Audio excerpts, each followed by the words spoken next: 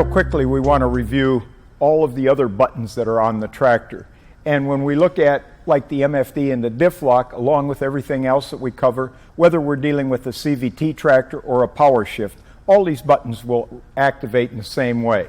When you see the 1-3 button on this tractor, or if we're dealing with a Steiger tractor, it'll be a 1-3-5 button.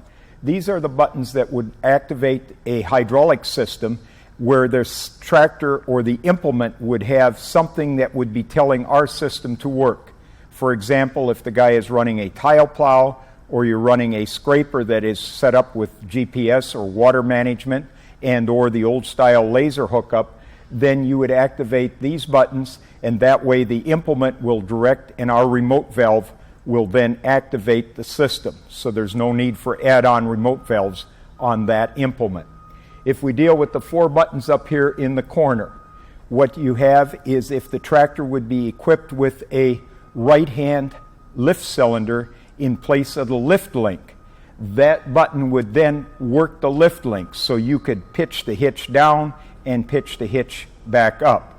We also offer a top link hydraulic cylinder on the tractor.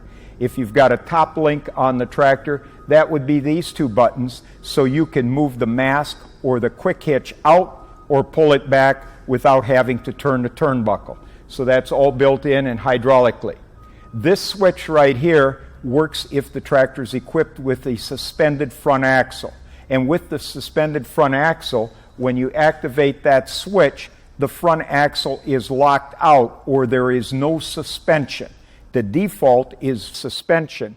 So when it's locked out at a certain speed, i.e. 6 miles an hour or thereabouts, the suspension will automatically override what you have done and the front axle will give you the suspension.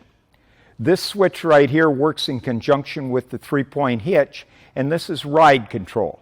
With ride control, when this switch is activated, the hitch will actually drop about 3 inches. And when it drops about 3 inches, if you've got heavy weight on the 3-point hitch, it gives you a little bit of a cushioning effect, so it prolongs or gives the operator a better ride as he or she operates the tractor going down the highway. So the hitch can kind of cushion itself. This switch here dictates if you have a joystick on the armrest.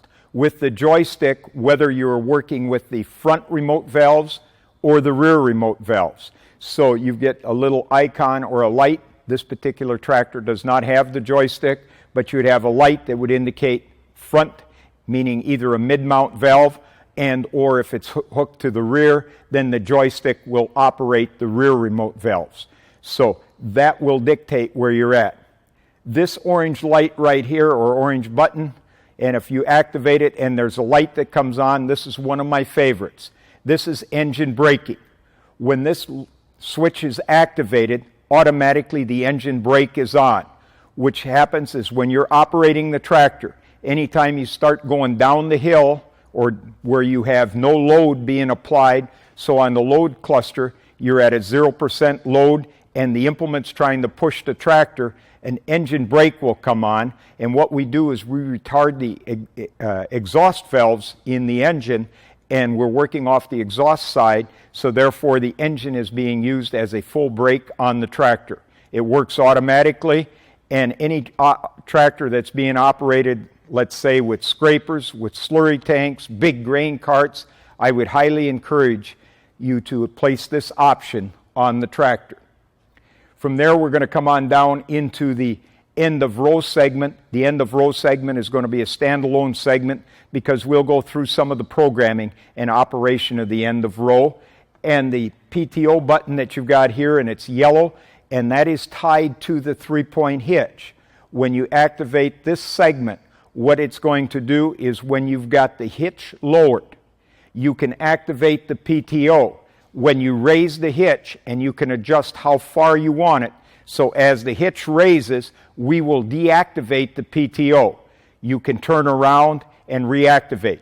This works good for our boys that are down in the south. Let's say if they're chopping cotton stalks, something of that nature. When you're running the shredder through the field, when you turn around at the headlands, you want to stop it, but rather than running 2 buttons, You can sync it together with the hitch. It's in the auto mode, so when you raise the hitch, you automatically shut the PTO off. When you turn the tractor around and you drop the hitch, you will automatically activate the PTO. It works very similar to what we had with the MFD and diff lock. As you lower the unit, it automatically reactivates it. The one thing I do want to point out would be the constant engine speed. If we deal with constant engine speed on a Powershift tractor, the Powershift tractor, as you recall when we worked with the CVT, we hit the button and the engine RPMs automatically came up. On a Powershift tractor, it works just a little bit different.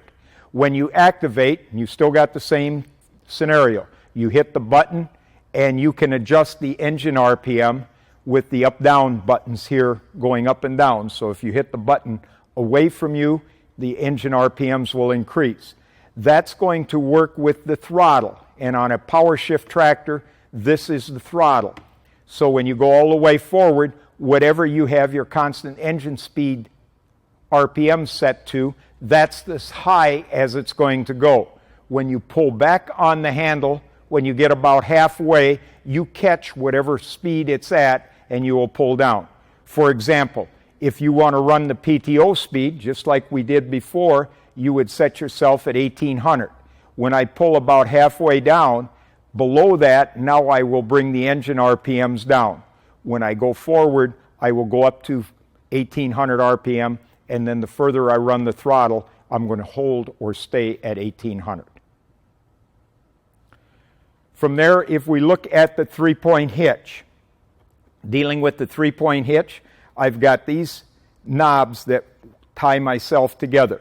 This knob right here becomes my position control knob. What do I mean by position control? When you're running the tractor in the field, this knob is going to establish the depth or how low you want the three-point link arms to go. So they're going to come down to a described mention or depth that you've got. So if you set this, let's say, at 2, maybe that's going to be at 20%. Whatever it is, that's going to establish your depth. So this is the position control for the implement with the hitch in the lower position. This knob establishes draft control. This is the draft that we've got on the tractor. When we deal with draft, this is the pull that we've got on the lower links. So the draft itself is how much load do we establish? What's that load going to be? And you can increase by turning the unit to your left or decrease as you turn it to the right. And that establishes a load factor.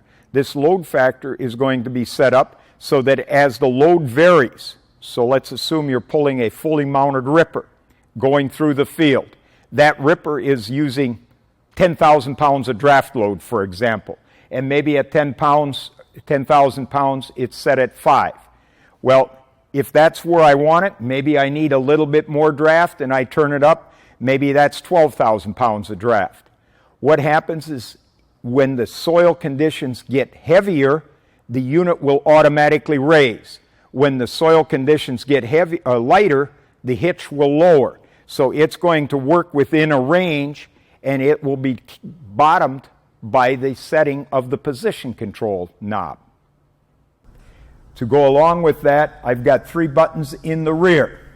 These 3 buttons that work in the rear, this knob right here establishes how fast my implement will lower. So on the heavier implements, you may want to start turning this to a turtle. On a light implement, you may need it to the rabbit. But it's going to be dependent upon the weight. So the heavier the implements, naturally it's going to want to fall quicker. So what you're doing is restricting the oil coming out of the cylinders so that you get a nice flow or a nice, even, smooth operation out of the hitch. This knob establishes how high do you want the hitch to raise.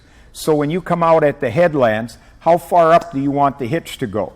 Do you want that hitch to raise 100% of the point, or do you want it to come up just so that shanks or whatever you're pulling clears the ground? And that would be my preference. So you can establish how high do you want the hitch to come up when you turn around. That way you don't need to wait and get that implement to drop down. it will drop down and come into the operation of the field without going through a lot of operation. This bottom knob becomes the sensitivity knob, this knob right here. And in a layman's way of looking at how it works, this becomes a travel knob.